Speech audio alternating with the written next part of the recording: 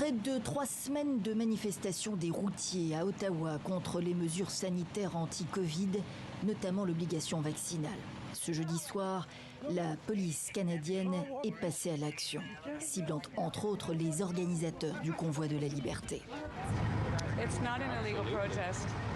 Ce n'est pas une manifestation illégale. Notre charte des droits et des libertés le permet. Craint-elle d'être arrêtée?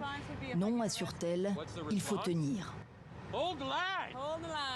Pourtant, quelques minutes plus tard, Tamara Lich est menottée et emmenée. Même sort pour Chris Barber, un autre organisateur du blocus des routiers et l'un de ses principaux leveurs de fonds. Les autorités avaient prévenu, interdit de klaxonner dans le centre de la capitale fédérale canadienne. Les manifestants étaient également avisés. À ceux qui participent à la manifestation illégale, si vous voulez partir de votre propre gré, c'est maintenant qu'il faut le faire. De son côté, au cours d'un débat historique à la Chambre des communes, le Premier ministre Justin Trudeau a défendu des mesures d'urgence raisonnables et proportionnelles. On ne limite pas la liberté d'expression ni le droit de manifester pacifiquement.